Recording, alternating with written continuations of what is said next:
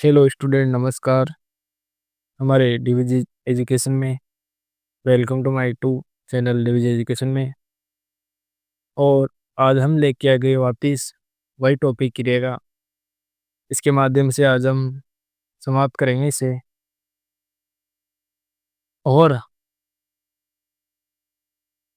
क्या पढ़ेंगे आज हम, की रहेगा टॉपिक। हमने 2 क्लास तो इसकी ले ली और आज इस क्लास में हम इसको समाप्त कर देंगे और चलते हैं, समझते हैं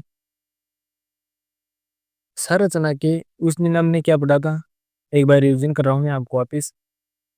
हमने पढ़ी थी उस दिन क्रिया। क्रिया किसे कहते हैं? किसी भी काम को करना वो क्रिया कहलाती हैं। जैसे पढ़ना, लिखना, खेलना, कूदना, दौड़ना, वह सब किस में आते हैं? क्रिया में आते हैं। अब पढ़ाया था आप कर्म के आधार पर क्रिया कितने प्रकार की? 2 प्रकार की बताई थी। एक होती है सकर्मक क्रिया, दूसरी बताई अकर्मक क्रिया। सकर्मक क्रिया कितने प्रकार की होती है? 2 प्रकार की। एक तो होती है एक कर्मक क्रिया, दूसरी होती है द्विकर्मक क्रिया। और उसके बाद में बताई मैंने आपको काल के आधार पर क्रिया 3 प्रकार की। वर्तमान काल क्रिया और भूतकाल क्रिया, फिर नंबर 3 है भविष्य काल क्रिया। आज पढ़ेंगे हम संरचना के आधार पर क्रिया के प्रकार। कितने प्रकार की होती हैं? 5 प्रकार की होती हैं। पहली क्रिया होती है संयुक्त क्रिया, दूसरी नामधातु क्रिया, नंबर 3 प्रेरणार्थक क्रिया, और नंबर 4 होती है पूर्णकालिक क्रिया, और नंबर 5 होते हैं कर्दंत क्रिया। तो आइए हम पढ़ते हैं आज इसके बारे में।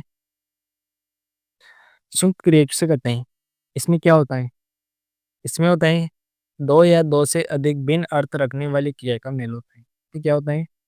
दो या दो से अधिक भिन्न अर्थ रखने वाली क्रिया का मेल होता है इसमें। यानी कि जैसे, और इसमें पहली क्रिया मुख्य व दूसरी क्रिया गौण होती है। बच्चों, इसमें पहली क्रिया क्या होती है? इसमें पहली क्रिया तो मुख्य होती है और जो दूसरी क्रिया होती है वह गौण क्रिया होती है। आइए जैसे इसके एग्जाम्पल देखो आप। तुम प्रतिदिन पढ़ने आया करो। क्या हो रहा है इसमें? तुम। अब इसमें भी 2 क्रिया हो रही है। प्रथम क्रिया मुख्य क्रिया, दूसरी क्रिया गौण क्रिया। अब पढ़े एक तो गए पढ़ने और आया।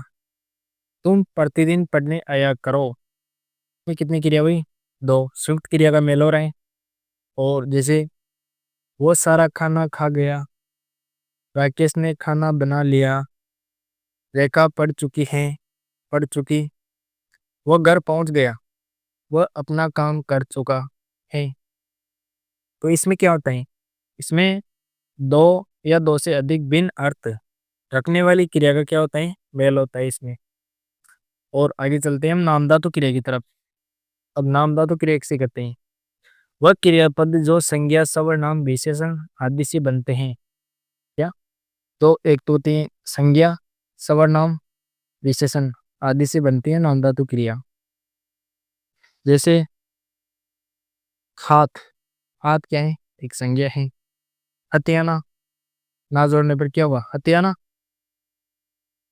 और हाथ। हाथ क्या है? संज्ञा है।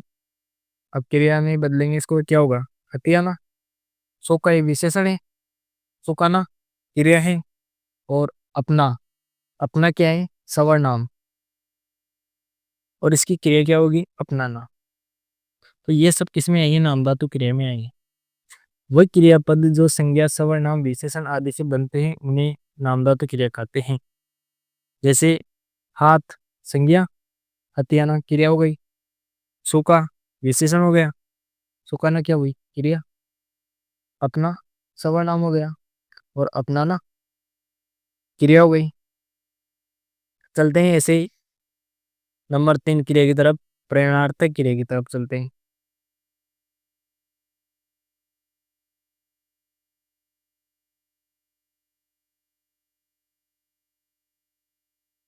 हेलो बच्चों, तो आपको समझ में आ गया होगी।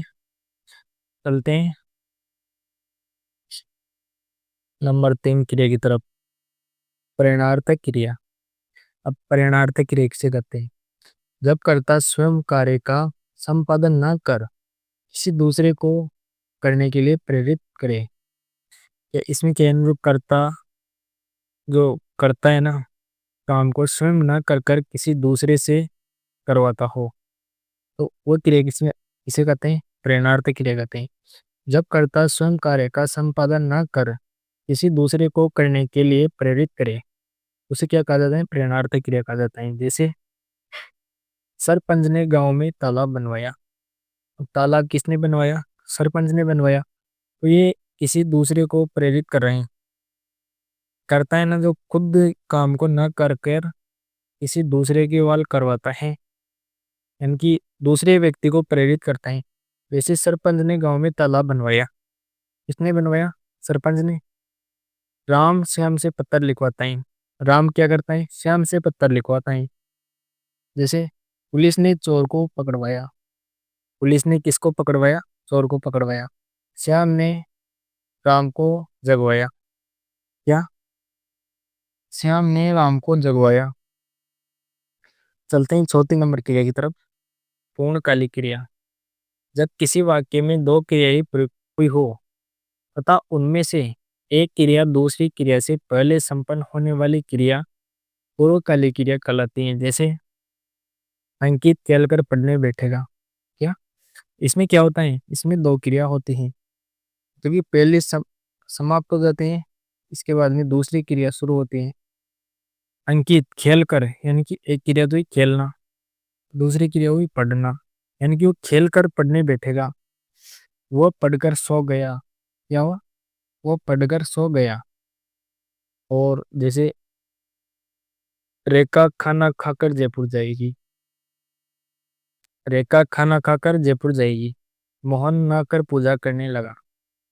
इसमें दो क्रिया हो रही है कि एक तो पहली क्रिया तो कंप्लीट हो जाती है, फिर दूसरी क्रिया स्टार्ट होती है। जैसे वो अंकित अंकित खेलकर पढ़ने बैठेगा। वो पढ़कर सो गया। क्या? पढ़कर सो गया। खेल कर पढ़ने बैठेगा। और रेखा खाना खाकर जयपुर जाएगी। खाना खाकर जयपुर जाएगी, बाद में जाएगी जयपुर। पहले खाना खाएगी, फिर क्या करेगी? जयपुर जाएगी। मोहन ना कर मोहन ना कर पूजा करेगा। चलते हैं नंबर 5 क्रिया की तरफ। करदंत क्रिया। क्रिया शब्दों के अंत में प्रत्यय योग से बनी क्रिया करदंत कहलाती है। क्या? शब्दों के अंत में प्रत्यय के योग से बनी क्रिया को क्या कहा जाता है? करदंत क्रिया कहा जाता है। जैसे चल। अब चल से चलना, चलकर, चलता। लिख से लिखना, लिखकर, लिखता। ये करदंत क्रिया। जैसे पढ़। पढ़ में कर जोड़ने पर क्या हुआ? पढ़कर, पढ़ता, पढ़ना। तो किस क्रिया में आएगी? करदंत क्रिया में आएगी। चलो बच्चों, आपका हो गया आज क्रिया का टॉपिक समाप्त। और आशा करता हूँ आपको समझ में आया होगा। और अगली क्लास में नए टॉपिक की शुरुआत करेंगे।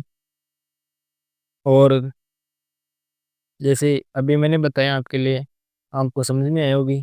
और जैसे मैंने अभी बताया आपके लिए, अब उसको रफ कॉपी में नोट किया करो, ताकि ये क्या है ना, जो सभी एग्जाम्स के लिए इम्पोर्टेंट है।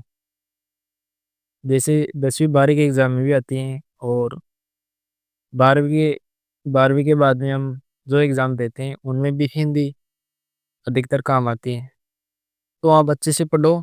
और आज हमारा क्रिया का टॉपिक समाप्त हो गया, और कल से नया टॉपिक के साथ में आएंगे। आप कमेंट करके बताओ कल कौन से टॉपिक लेके आए, और कल लाइव लेके आएंगे। और हमारे चैनल को क्या है ना, सब्सक्राइब किया करो, ताकि अपने दोस्तों के पास भी भेजा करो, इसे शेयर किया करो, ताकि वो भी अच्छे से पढ़ पाए। और हमारा चैनल भी हमारे चैनल को भी सपोर्ट मिले।